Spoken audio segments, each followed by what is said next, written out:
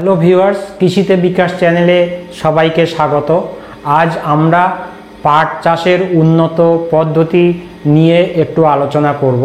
পাট আমাদের পূর্ব ভারতের এবং বিশেষ করে আমাদের রাজ্যের একটি গুরুত্বপূর্ণ তন্তু উৎপাদনকারী ফসল।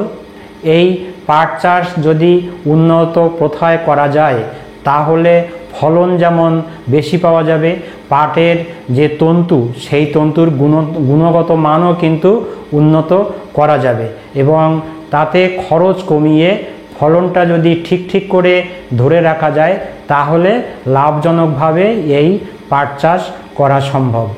পাটের জমি নির্বাচন এবং মাটি তৈরি খুবই গুরুত্বপূর্ণ।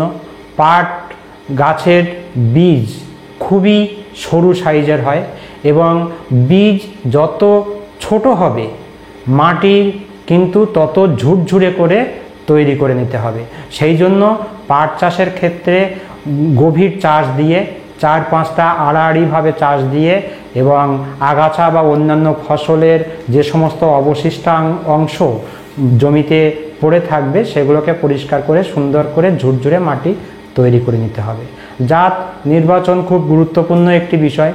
নতুন এবং উচ্চ ফলনশীল জাতগুলো নিয়ে চাষ করাই ভালো এবং প্রত্যেকটা ফসল চাষ করার সময় এই রকমভাবে ভাবতে হবে যে নতুন সংশিত বীজ আপনি যদি একবার কিনে নিয়ে ব্যবহার করেন তাহলে যদি সঠিক উপায়ে যদি সেই বীজ সংরক্ষণ করে রাখা যায় তাহলে পরপর 2 বছর কিন্তু সেই সংরক্ষিত এবং ভালোভাবে যত্ন করে তৈরি করে রাখা পুষ্ট বীজ দিয়ে চাষ করা যায়। তবে পাটের ক্ষেত্রে সাধারণত বীজ প্রত্যেক বছর কিনে নতুন বীজ লাগানোই হচ্ছে আমাদের এখানকার প্রচলিত রীতি, কারণ বীজ আমাদের এখানে উৎপাদন হয় না, অন্য রাজ্য থেকে বাইরের থেকে বীজ আসে এবং সেই বীজ আমাদের কৃষক বন্ধুরা কিনে নিয়ে পাট চাষ করে থাকেন। তবে উন্নত পদ্ধতিতে কিন্তু বাড়িতে নিজের জমিতেও কিন্তু অল্প একটু জায়গাতে পাটের বীজ উৎপাদন করে নেওয়া সম্ভব। সেই বিষয়ে আমরা পরবর্তী ভিডিওতে আসব।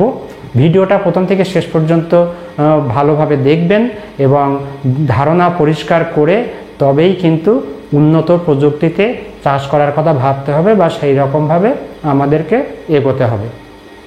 এইবার আমরা আসব যে মাটি তৈরি করা হয়ে গেল, বীজ শোধন খুবই গুরুত্বপূর্ণ। কার্বেন্ডাইজিম অথবা ক্যাপটন বা থাইরাম অথবা কার্বক্সিন প্রতি কেজি বীজের জন্য 3 থেকে 5 গ্রাম বীজ বোনার 5-7 দিন আগে ভালোভাবে মুখ বন্ধ করা পাত্রে বীজের সঙ্গে মিশিয়ে রেখে দিয়ে বীজটা শোধন করে নিতে হবে। বীজ শোধন খুবই গুরুত্বপূর্ণ শিশুদের টিকাকরণের সমান। জমি সাধারণত মাঝারি উঁচু জমি হলেই সবচেয়ে ভালো হয়, কারণ মিঠা পাট জমিতে জল জমে থাকা কিন্তু সহ্য করতে পারে না, এই বিষয়টি আমাদের মাথায় রাখতে হবে। এরপরে আমরা যেটা ভাবব সেটা হচ্ছে যে জমির মাটি কীরকম ধরনের হলে পাট চাষের পক্ষে সর্বোত্তম।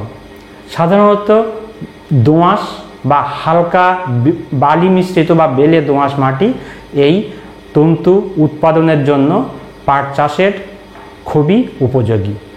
মাটি অম্ল হলে হবে না, সাধারণত মাটির যে রাসায়নিক বিক্রিয়ার মান অর্থাৎ পিএইচ 6 বা তার উপরে হতে হবে।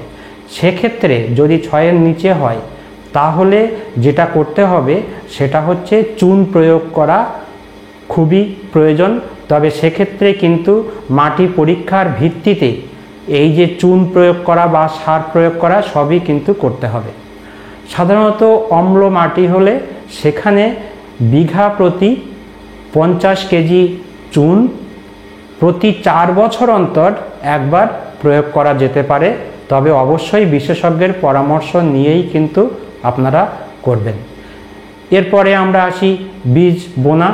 সারিতে বীজ বোনা কিন্তু খুবই লাভজনক, যেমন সেই রকম অন্যান্য যে কাজকর্মগুলো, কৃষিজ যে অন্তর্বর্তীকালীন পরিচর্যামূলক কাজকর্ম, বিশেষ করে আগাছা দমন, তারপরে ওষুধ প্রয়োগ, রাসায়নিক যে কীটনাশক বা রোগের ওষুধ প্রয়োগ, সেক্ষেত্রে সবই সহজ হয় এবং গাছের ভেতরে যথেষ্ট পরিমাণে আলো বাতাস ঢুকতে পারে, জায়গার অসুবিধা হয় না এবং গাছের বাড়ন্ত ভালো হয়, সুতরাং ভালো তন্তু উৎপাদন করা সম্ভব হয়। তাহলে সারিতে বীজ বুনতে গেলে আপনাদের যেটা করতে হবে, যে সারিতে এখন অনেক বীজ বোনার জন্য যে যন্ত্র পাওয়া যায়, সেই যন্ত্র ব্যবহার করে সারিতে বীজ বোনার ব্যবস্থা করুন।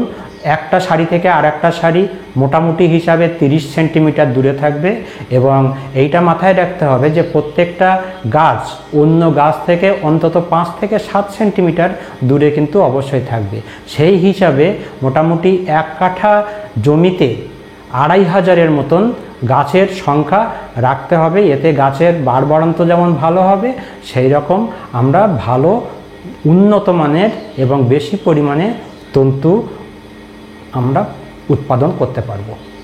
এরপরে আমাদের যেটা করতে হবে সেটা হচ্ছে যে জমিতে সেচের পরিমাণ, বিশেষ করে পাট এমন একটা ফসল যেটা উষ্ণ আবহাওয়া এবং তার সঙ্গে সঙ্গে কিন্তু বাতাসের জলীয় বাষ্পের পরিমাণ বেশি থাকা এই রকম একটি পরিবেশ খুব পছন্দকারী একটি ফসল হচ্ছে আমাদের পাট। সেক্ষেত্রে সাধারণত তাপমান 27 থেকে 34 ডিগ্রি সেন্টিগ্রেড এই রকম মোটামুটি একটা পরিবেশ থাকলে পাট খুব ভালো হয়।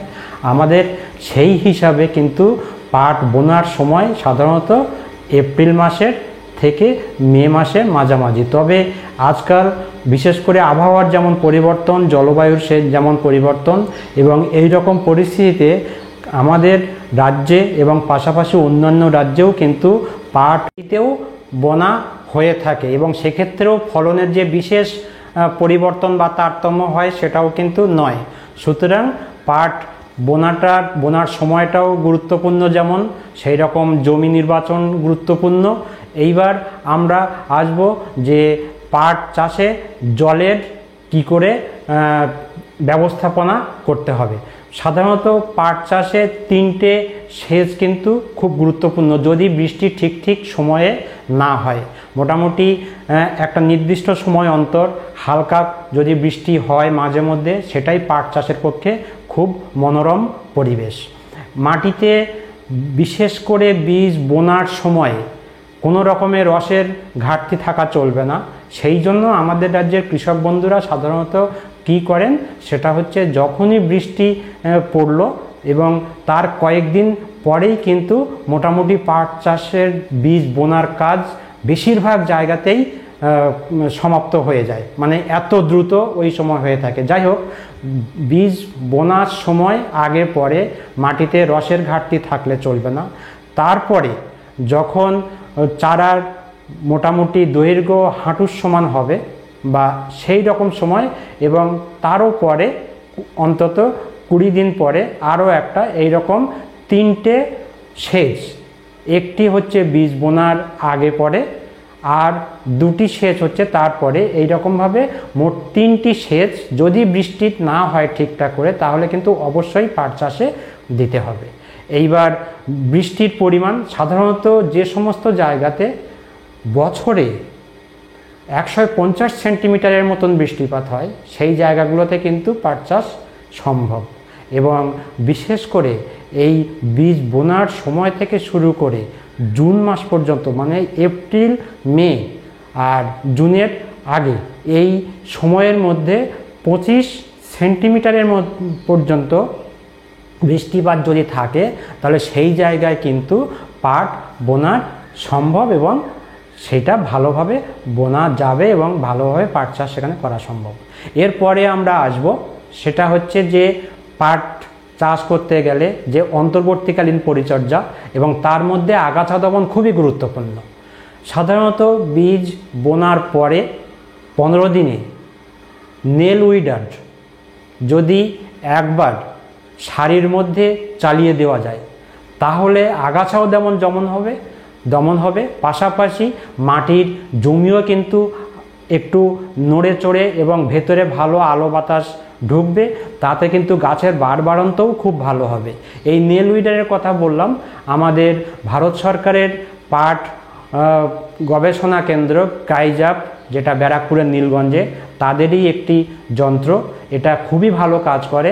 তবে মাটি খুব বেশি শক্ত হয়ে গেলে বা মাটিতে রসের পরিমাণ যদি খুব বেশি থাকে তাহলে কিন্তু এই নেল উইডার কাজ করবে না, এইটা মাথায় রেখে করতে হবে। এবং এই নেল উইডার দিয়ে 15 দিনের মাথায়, বোনার 15 দিনের মাথায় একবার যদি এই নেল উইডার চালিয়ে দেওয়া যায় তাহলে আগাছা দমন কিন্তু খুব ভালোভাবেই হবে। এরপরে যেটা করতে হবে যে 21 থেকে 20 থেকে 25 দিনের মধ্যে মাটিতে উপযুক্ত রস থাকা অবস্থায় কুইজালোফ অফ ইথাইল 5% 5% ইসি প্রতি লিটার জলে 2 থেকে 3 ml মিশ্রিত করে ভালোভাবে স্প্রে করলে কিন্তু আগাছা দমন খুব সুন্দরভাবে হয়ে যাবে। সাধারণত আমাদের মাথায় রাখতে হবে যে বীজ বোনার পরে প্রথম 42 থেকে 45 দিন কিন্তু খুব গুরুত্বপূর্ণ। এই সময়ে জমিতে যাতে আগাছা সবচেয়ে কম থাকে বা আগাছা মুক্ত অবস্থায় যদি ফসল রাখা যায় তাহলে কিন্তু ফলন অনেক বেশি পরিমাণে বাড়ানো সম্ভব হয়। এবং যদি নেল উইডার চালানো নাও হয় তাহলে মাথায় রাখতে হবে যে বীজ বোনার 2 সপ্তাহ পরে, অর্থাৎ তখন গাছের উচ্চতা বা গাছের দৈর্ঘ্য মোটামুটি হিসাবে 10 সেন্টিমিটারের মতন হবে। এবং সেই সময় কিন্তু একবার পাতলা করে দেওয়া জমি এবং আগাছা বা নিড়ানি দেওয়া, হাত নিড়ানি হোক বা মোটামুটি আগাছা দমন করা, এটা কিন্তু খুবই গুরুত্বপূর্ণ। কোনো কোনো জায়গাতে এইটাতে সাধারণ এলাকা ভিত্তিক বা লোকাল নামে যেটাকে ফুল টোকা দেওয়া পাটের বলা হয়। এবং এই কাজটা 15 দিনের সময়ে এই যদি কাজটা ঠিক করে করা হয় তাহলে আপনাদের অভিজ্ঞতা আছে, আপনারাও বুঝতে পারবেন, বা যাদের অভিজ্ঞতা নেই তারা দেখবেন যে ওই কাজটি করার কয়েকদিনের মধ্যেই কিন্তু গাছের বাড়বাড়ন্ত যথেষ্ট চোখে পড়ার মতন হয়ে যায়। এরপরে আমরা আসি যে কি করে আমরা ফসল সুন্দর করে রোগ পোকার হাত থেকে সাধারণত রক্ষা করা যায়। যে একটা সতর্কতামূলক হিসাবে আমরা যেটা করতে পারি সেটা হচ্ছে যে কার্বেন্ডাজিম অথবা মেটালাক্সিল প্লাস ম্যানকোজেব অথবা ম্যানকোজেব এবং কার্বেন্ডাজিম, এই ওষুধগুলো প্রতি লিটার জলে 2 থেকে 3 গ্রাম এই হারে মিশিয়ে ভালোভাবে স্প্রে করা যেতে পারে এবং তাতে গাছের রোগ অনেক কম থাকবে। এরপরে আমরা যেটা করতে পারি সার প্রয়োগ খুবই গুরুত্বপূর্ণ। সাধারণত পাট চাষে বীজ বোনার সময় সার প্রয়োগের দরকার হয় না। তারপরে ইউরিয়া প্রতি বিঘার জন্য 12 কেজি, সিঙ্গেল সুপার ফসফেট প্রতি বিঘার জন্য 18 কেজি এবং মিউরিয়েট অফ পটাশ প্রতি বিঘার জন্য 9 কেজি মোট সারের পরিমাণ। সাধারণত জমি তৈরি করার সময় সিঙ্গেল সুপার ফসফেটের পুরোটাই এবং মিউরিয়েট অফ পটাশের 3 ভাগের 1 ভাগ জমির মাটিতে ভালো করে মিশিয়ে প্রয়োগ করা হবে।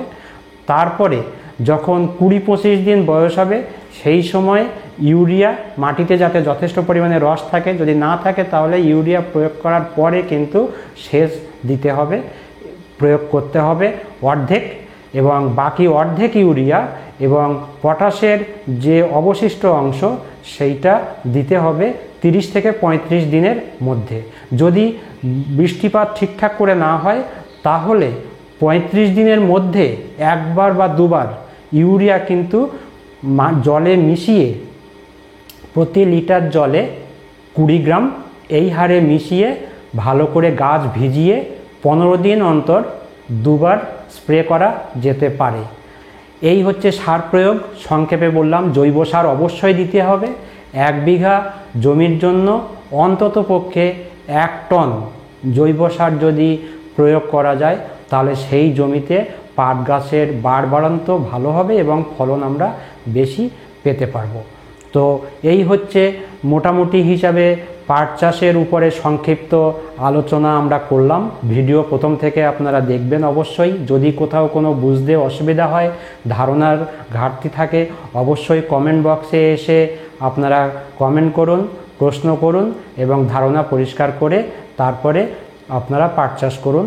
পাট পচানো খুব গুরুত্বপূর্ণ একটি বিষয় এবং আমাদের রাজ্যে বিশেষ করে আবহাওয়ার পরিবর্তন, তারপরে আগে যেমন ভালো নদী বা বড় বড় খাল যেখানে জল হালকা জল প্রবাহিত হচ্ছে সবসময়, এই রকম গভীর জলাশয় পাওয়া যেত, এখন তো সেই রকম বা রেটিং জুটের এটা কিন্তু একটি গুরুত্বপূর্ণ বিষয় এবং এর উপরে নির্ভর করে যে পাটের তন্তুর গুণগত মান কত ভালো হবে, কেমন বাজার দাম পাওয়া যাবে। তো যাই হোক, এই পাট পচানোর উপরে আমরা পরবর্তীতে শর্টলি খুব কম সময়ের মধ্যে আর একটা ভিডিও নিয়ে আসব এবং সেখানেই আমরা পরিষ্কার করব বা বিস্তারিত আলোচনা করব যে উন্নত পদ্ধতিতে কি করে পাট পচিয়ে উন্নত মানের পাটের তন্তু বা আমাদের এই যে স্বর্ণতন্তু আমরা উৎপাদন করতে পারি। ধৈর্য সহকারে ভিডিওটি প্রথম থেকে শেষ পর্যন্ত দেখার জন্য সবাইকে ধন্যবাদ। নমস্কার।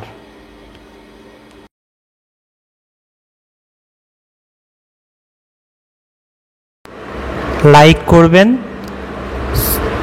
সাবস্ক্রাইব করবেন, বেল আইকনে ক্লিক করবেন যাতে নতুন ভিডিও আপলোড হওয়ার সঙ্গে সঙ্গেই আপনি পেয়ে যান।